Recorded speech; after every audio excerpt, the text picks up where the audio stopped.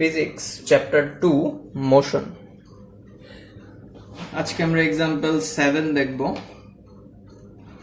কোয়েশ্চেনটা যদি দেখি, Mukul throws a ball vertically upwards at 20 meter per second. At the same time, Rakib from 30 meter distance starts running to catch the ball at 6 meter per second. So এখানে দুইটা ঘটনা ঘটতেছে at the same time. একটা certain পয়েন্টে ধরে নিলাম আমরা মুকুল হচ্ছে দাঁড়ায় আছে। আমরা যদি কনসিডার করি এই পয়েন্টে মুকুল দাঁড়ায় আছে, মুকুল তার স্ট্যান্ডিং পজিশনে সে একটা বল ভার্টিক্যালি আপওয়ার্ড, দ্যাট ইজ একদম সরাসরি খাড়া ওপরে ছুঁড়ে মারল। সেই বলের একটা স্পিড আছে অথবা ভেলোসিটি আছে, সেটা হচ্ছে 20। সো মুকুল কি করলো, একটা বল উপরের দিকে ছুঁড়ে মারল। যেই মোমেন্টে মুকুল তার হাত থেকে বলটা ছুঁড়ে মারছে, ঠিক সেম মোমেন্টে রাকিব নামে আরেকজন, সে হচ্ছে মুকুল থেকে 30 মিটার দূরে দাঁড়ানো ছিল, 30 মিটার অ্যাওয়ে। এই মুকুল থেকে রাকিব হচ্ছে 30 মিটার দূরে দাঁড়ানো ছিল। ঠিক যেই মুহূর্তে মুকুল বলটা ঠিক খারাপভাবে উপরে ছুঁড়ে মারলো, ঠিক ওই মোমেন্টে রাকিব ওই বলটার দিকে দৌড় দিল। দ্যাট মিনস রাকিব এই ডিরেকশনে বলটা ধরার জন্য বলের নিচে আসার চেষ্টা করবে, এবং রাকিবের স্পিড ছিল হচ্ছে 6 মিটার পার সেকেন্ড। হোপফুলি কোয়েশ্চেনটা বোঝা গেছে। লাস্ট আরেকবার বলি, একটা সার্টেন পয়েন্টে মুকুল দাঁড়ায় ছিল, সে এই দাঁড়ানো অবস্থা থেকে সে তার মাথার ওপরে খাড়া ওপরে একটা বল ছুঁড়ে মারলো। সে বলটা যে ছুঁড়ে মারছিল তার ভেলোসিটি ছিল হচ্ছে 20 মিটার পার সেকেন্ড। মুকুল যেই মোমেন্টে বলটা ওপরের দিকে ছুঁড়ে মারলো, ঠিক ওই মোমেন্টে রাকিব, যে কিনা মুকুল থেকে 30 মিটার দূরে দাঁড়ানো ছিল, সে বলটা ক্যাচ ধরার জন্য বলের নিচে আসার চেষ্টা করবে। সো সে কি করবে, সে এই ডিরেকশনে দৌড়াবে, এবং রাকিবের স্পিড দেওয়া ছিল হচ্ছে 6 মিটার পার সেকেন্ড। আমরা কোয়েশ্চেন এ যদি খেয়াল করি, what is the maximum height of the ball? Mukul যে বলটা ছুঁড়ে মারছে, এই বলের ম্যাক্সিমাম অথবা সবচেয়ে গ্রেটেস্ট হাইট কত? তো আমরা যদি গ্রেটেস্ট হাইট বের করতে চাই, আমরা 7 এর এ নিয়ে কাজ করব। 7a greatest height. আমরা যখন থিওরি পড়ছি তখন আমরা জানি গ্রেটেস্ট হাইট মানে হচ্ছে ভার্টিক্যাল মোশনের জন্য গ্রেটেস্ট হাইট মানে হচ্ছে এমন একটা হাইট অথবা গ্রাউন্ড থেকে গ্রাউন্ডের ওপরে এমন একটা পজিশন যেখানে আমাদের অবজেক্টের ভেলোসিটি 0 হয়ে যাবে। যেমন মুকুল বল যখন এখান থেকে মুকুল বলটা থ্রো করবে, বলটা থ্রো করছিল কত স্পিডে? 20 মিটার পার সেকেন্ড স্পিডে। তার মানে সে যখন হাত থেকে বলটাকে ছাড়ছে তখন বলটার স্পিড ছিল 20 মিটার পার সেকেন্ড, এবং বলটা যখন আস্তে আস্তে উপরে যায় বলের ভেলোসিটিটা ডিক্রিজ হতে থাকে। বলের ভেলোসিটি ডিক্রিজ হওয়ার রিজনটা কি? বলের ভেলোসিটি ডিক্রিজ হওয়ার রিজন হচ্ছে the acceleration due to gravity. বলের ভেলোসিটি কি? In the upward direction, but acceleration due to gravity কি করবে? বলটাকে নিচের দিকে টেনে নিয়ে আসবে। সো এই দুইটা ডিরেকশন যেহেতু অপোজিট, বলটা যেতে চাচ্ছে উপরে, কিন্তু অ্যাক্সেলারেশন ডিউ টু গ্র্যাভিটি জোর করে তাকে টেনে নিয়ে আসতেছে। দ্যাটস ওয়াই বলের ভেলোসিটি 20 থেকে আস্তে আস্তে কমবে, 15, 20, 5। একটা সার্টেন স্টেজে যায় বলের ভেলোসিটি হয়ে যাবে 0। গ্রাউন্ডের ওপরে এমন একটা হাইটে যেখানে আমাদের অবজেক্টের ভেলোসিটি 0, সেটাই সেই হাইটটুকুই হচ্ছে আমাদের ম্যাক্সিমাম হাইট। সো আমরা যদি চিন্তা করি আমাদের গিভেন ইনফরমেশনের কথা, এই কনসিডারেশনে আমাদের ইনিশিয়াল ভেলোসিটি কত? 20 মিটার পার সেকেন্ড। কেন? কারণ বলটাকে একদম শুরুতে কত স্পিডে ওপরে খাড়া ওপরের দিকে ছুঁড়ে মারা হয়েছিল? 20 মিটার পার সেকেন্ড। এই স্পিডে বলটাকে খাড়া ওপরের দিকে ছুঁড়ে মারা হয়েছিল। ফাইনাল ভেলোসিটি ভি কত? ফাইনাল ভেলোসিটি ভি হচ্ছে 0। কেন? কারণ আমরা ম্যাক্সিমাম হাইট বের করব, আর আমরা থিওরি থেকে জানি ম্যাক্সিমাম হাইট হচ্ছে গ্রাউন্ডের ওপরে এমন একটা পজিশন যেখানে আমাদের অবজেক্টের ভেলোসিটি 0 হয়ে যাবে। আচ্ছা, ইউ জানি, ভি জানি, আর আমরা জানি ভার্টিক্যাল মোশনের ক্ষেত্রে কোয়েশ্চেনে দেওয়া থাকুক না থাকুক একটা ইনফরমেশন আমাদের নোন, সেটা হচ্ছে acceleration due to gravity, which is 9.8 metre per second square. Okay, যেহেতু আমরা তিনটা ইনফরমেশন পেয়ে গেছি আমাদের কোয়েশ্চেন থেকে, সো বাকি দুইটা ইনফরমেশন আমরা অবশ্যই বের করতে পারবো। বাকি দুইটা কি, হাইট আর টাইম। যেহেতু আমাদের কোয়েশ্চেনে শুধু হাইট চেয়েছে, তাহলে আমরা হাইট বের করব। আচ্ছা, আমরা কোন ফর্মুলা ইউজ করব? আমরা third formula of motion use করব, which is v square equal to u square plus 2gh। Okay, v কত? ভি হচ্ছে 0, ইউ কত? 20 স্কোয়ার, 2, জি কত? জি হচ্ছে 9.8, অ্যাকচুয়ালি -9.8। কেন minus?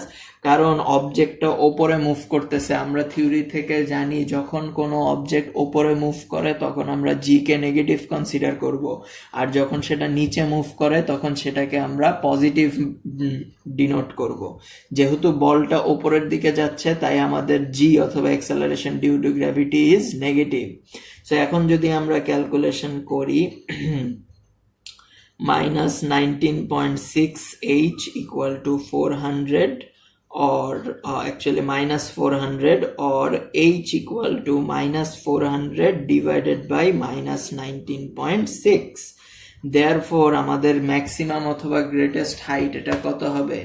400 divided by 19.6, which is 20.4 20.41 metre.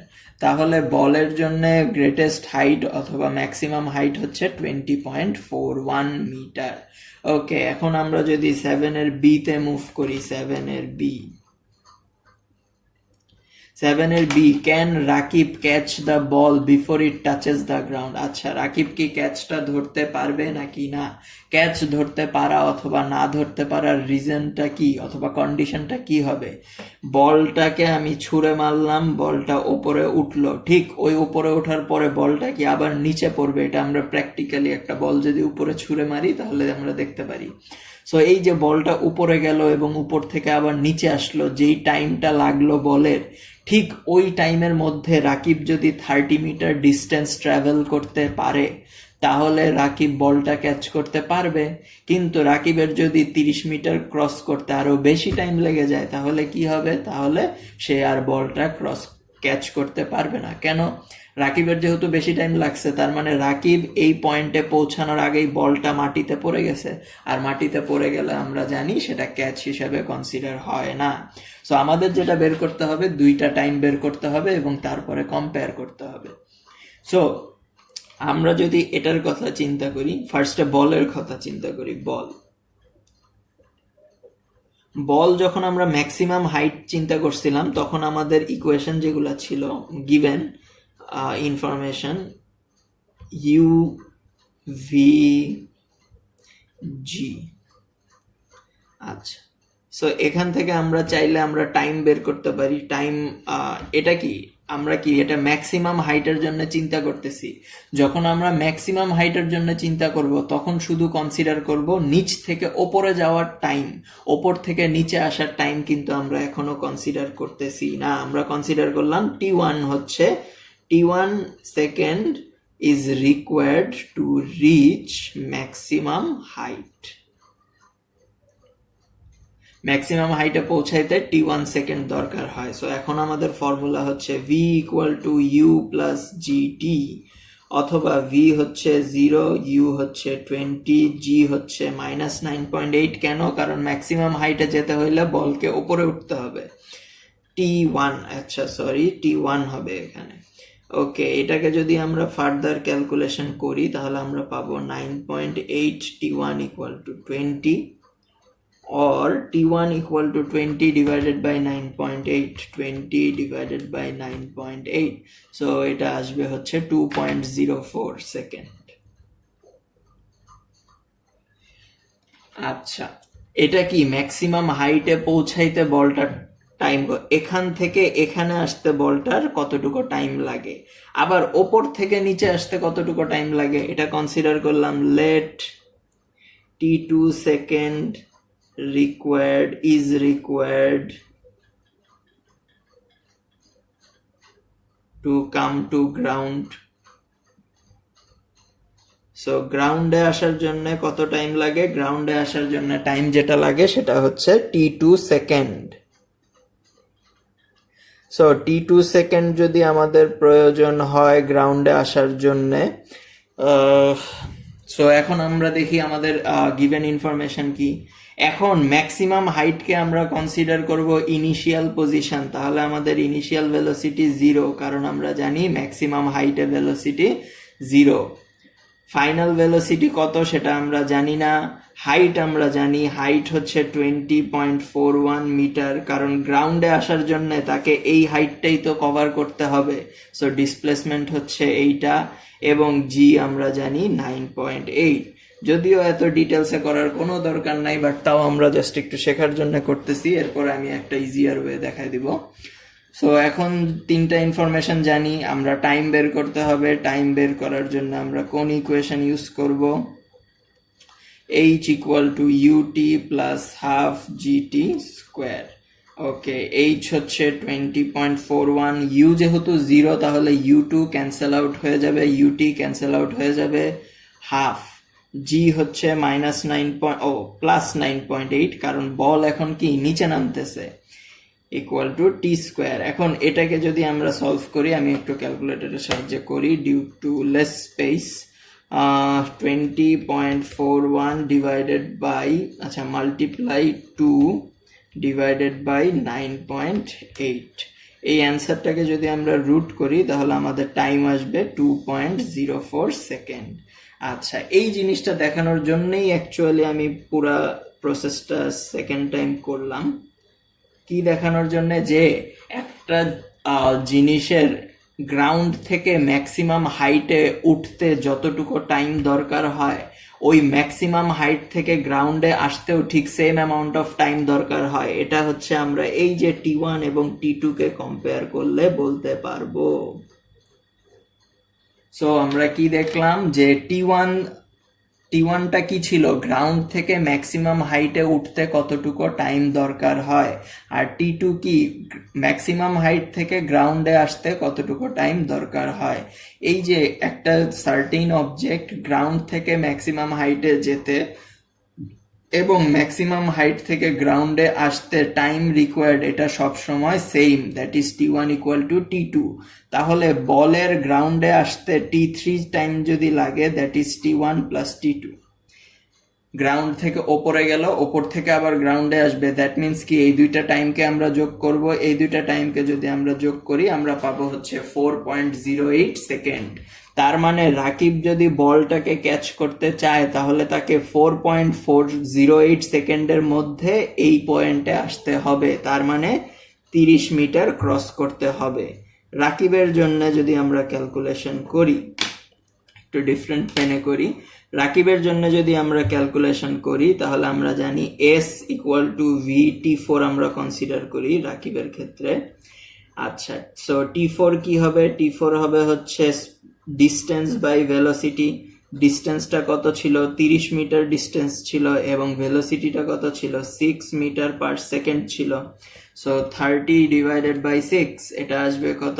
5 second. আচ্ছা, যেহেতু এখন আমাদের কন্ডিশনটা কি দাঁড়ায় গেল? t4 is greater than t3। এই কথাটার মানে কি? t4 is greater than t3, তার মানে হচ্ছে রাকিবের এই পয়েন্টে আসতে যেই সময় লাগে সেটা হচ্ছে বলের মাটিতে পড়ার থেকে বেশি সময়। দ্যাট মিনস বল মাটিতে পড়ার পরে রাকিব এই পয়েন্টে পৌঁছাইতে পারবে।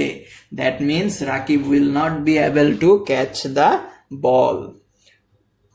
সো আমাদের কন্ডিশন ছিল t4 is greater than t3, that is রাকিবের বলের তুলনায় বেশি সময় লাগে মাটিতে আসতে, দ্যাটস ওয়াই রাকিবের এতটুকু ডিস্টেন্স কভার করতে বেশি টাইম লাগে, কিন্তু বল মাটিতে পড়তে ওর থেকে কম টাইম লাগে। দ্যাট ইজ আমরা জানি 5 second is greater than 4.08 second. That's why Rakib will not be able to catch the ball. So আমাদের যেই জিনিসটা প্রমাণ করতে হবে সেটা হচ্ছে t4 গ্রেটার দেন t3।